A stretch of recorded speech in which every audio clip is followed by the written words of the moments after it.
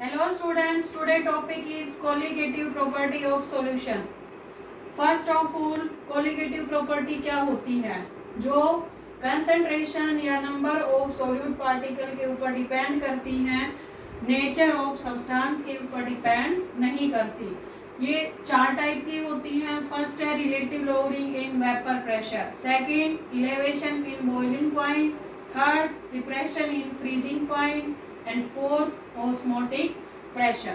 First relative lowering in vapour pressure. तो हमने यहाँ पर सॉल्यूशन दिया जिसमें क्या है सोल्यूट और क्या है सॉल्वेंट। अभी जो सोल्यूट है ये नॉन वोलाटाइल है और सॉल्वेंट वोलाटाइल। तो जो सॉल्वेंट है वो वेपर में चेंज हो रहा है और सोल्यूट वेपर में चेंज नहीं हो रहा। तो जो सॉल्यूशन का वेपर प्रेशर होगा वो किसके बराबर होना चाहिए? सॉल्वेंट के वेपर प्रेशर के बराबर होना चाहिए। तो ये आ गया vapour pressure of solution is equal to vapour pressure of solvent which is equal to x1 into P nought 1। लेकिन जो नॉन वोलाटाइल सोल्यूट पार्टिकल्स हैं वो क्या कर रहे हैं? सॉल्वेंट पार्टिकल को वेपर में चेंज होने से रोक रहे हैं। जैसे आप यहाँ देख रहे हैं ये सोल्यूट पार्टिकल है, नॉन वोलाटाइल है, ये वेपर में चेंज नहीं हो रहा, लेकिन इसके नीचे जितने भी सॉल्वेंट पार्टिकल हैं, जितने भी सॉल्वेंट पार्टिकल हैं उनको ये वेपर में चेंज होने से रोकेगा। ऐसे ही यहाँ पर ये पार्टिकल है तो इसके नीचे जितने भी सॉल्वेंट पार्टिकल हैं उनको रोकेगा। तो क्या कर रहा है सोल्यूट पार्टिकल? एक तो वेपर में चेंज नहीं हो रहे, दूसरे क्या कर रहे हैं सॉल्वेंट को भी वेपर में चेंज होने से रोक रहे हैं।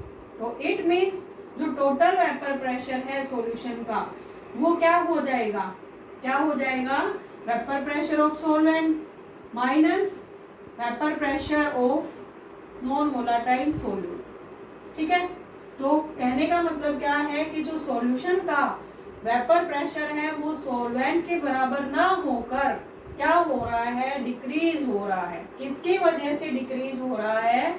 सोल्यूट की वजह से डिक्रीज हो रहा है, जो वेपर में खुद तो चेंज हो नहीं रहे हैं और सॉल्वेंट को भी वेपर में चेंज होने से रोक रहे हैं।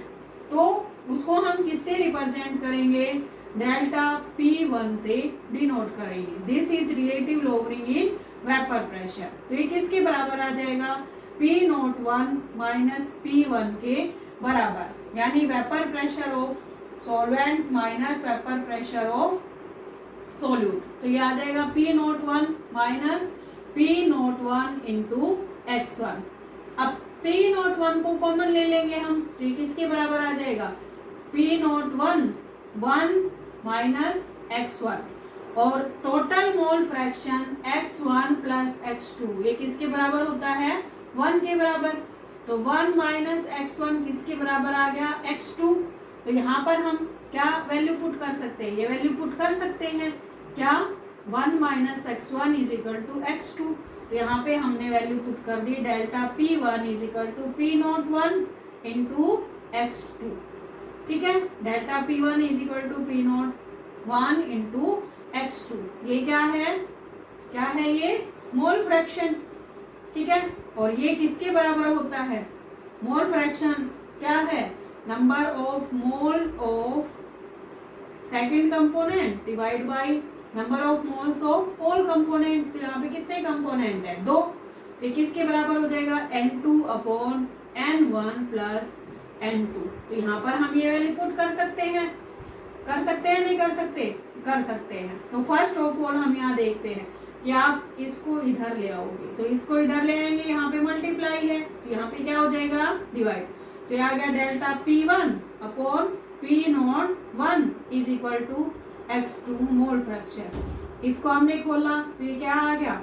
P01 minus P1 upon P01 is equal to x2। x2 की जगह पे हमने ये वैल्यू पुट कर दी N2 upon N1 plus N2। लेकिन जब हम सॉल्यूशन डाइल्यूट लेते हैं, डाइल्यूट का मतलब क्या है कि एक की कंसंट्रेशन ज़्यादा होती है दूसरे के कंपैरिजन में। ठीक है, एक की कंसंट्रेशन, एक कंपोनेंट की कंसंट्रेशन बहुत कम होगी और दूसरे की क्या होगी? बहुत ही ज़्यादा होगी।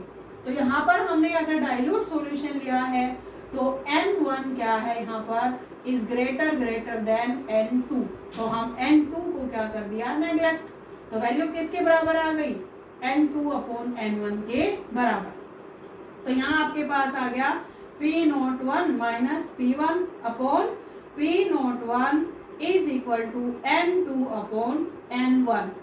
अब ये N2 और N1 क्या है नंबर ऑफ मोल्स, और नंबर ऑफ मोल्स हम कैसे डिटरमिन कर सकते हैं given mass upon molar mass, given mass या गिवन वेट अपॉन मोलर मास।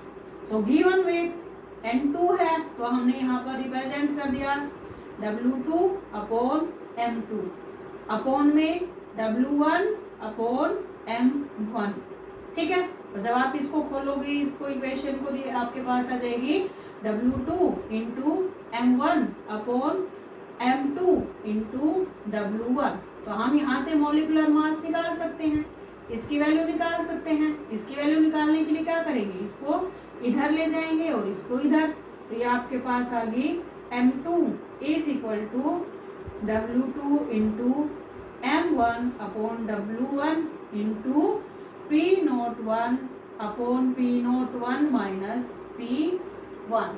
ओके, तो यहाँ से हम मॉलिक्यूलर मास निकाल सकते हैं। और यहाँ पर आपने क्या देखा कि जो relative lowering in vapour pressure है ये किसके ऊपर डिपेंड कर रही है नंबर ऑफ सोल्यूट पार्टिकल के ऊपर डिपेंड कर रही है।